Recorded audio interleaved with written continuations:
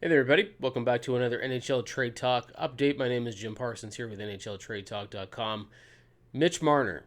What's going to happen with Mitch Marner and the Toronto Maple Leafs now that the NHL has released their salary cap estimates for the next 3 seasons? This is going to be a dramatic jump for a lot of teams. Now, the Toronto Maple Leafs are one of those franchises because of their value and how much money they make and their profits and their operating income. These salary cap estimates and these huge jumps up to as much as 113 million in the next 3 seasons is going to be great for Toronto. But there is one small catch here. It is Mitch Marner and his impending UFA status at the end of this season.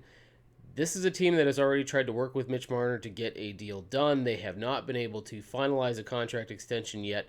Mitch Marner is probably one of those people who wants to stay in Toronto, but also sees the writing on the wall here and what his value is going to be in the NHL over the next several years. If he's going to lock into a long term deal for the next 6, 7, or 8 seasons, his side is going to look at these cap projections and go, hey, this is what my value is at 13 or 14% of the salary cap, which is about where he should be valued.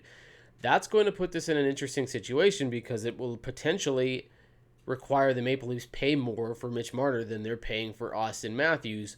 And there is always talk in Toronto and with other teams, which we saw with Colorado and Mikko Rantanen, that an internal cap with certain players, Austin Matthews probably being one of them, is kind of the ceiling for where the Maple Leafs may want to go here with Mitch Marner. So the question becomes, will the Maple Leafs balk at the idea of Marner saying, hey, my value is X, 14% of the cap, which puts him over the $13 million mark, which probably could put him over the Matthews mark?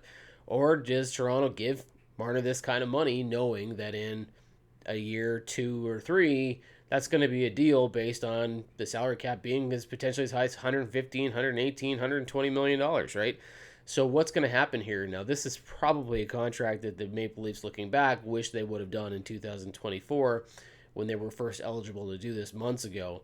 So we'll see where all this folds out. But both Luke Fox of Sportsnet and Jonas Siegel of The Athletic are saying this could be a real hurdle for the Toronto Maple Leafs and for Mitch Marner. Now, keep in mind, if Marner really wants to stay with Toronto and he's willing to make this work, both sides should be able to get this done, seeing that there is new salary cap room and flexibility over the next few seasons. But they got to get Matthew Nyes done. They got to get John Tavares done. And Mitch Marner is going to be a big contract. And will it ruffle feathers in Toronto with Austin Matthews if all of a sudden Marner's making $14 million a season and Matthews is making less than that? Is that a problem? Does Matthews care? Might Marner look at a short-term deal to stay under the 13 something that Matthews is making and then maybe look at this again in a few seasons? There's a lot of storylines that could play out here for Toronto and Mitch Marner. We're going to see. But right now, some insiders are saying these new salary cap estimates could be a real problem for the Toronto Maple Leafs, even though, as a whole, it's great news for a franchise like this who's got a lot of money. But when it comes to Mitch Marner, we'll see where all of this goes. We'll keep you up to speed on this. NHLTradeTalk.com is your place for all of this kind of talk and discussion. Again, my name is Jim Parsons. Have a good one, everybody.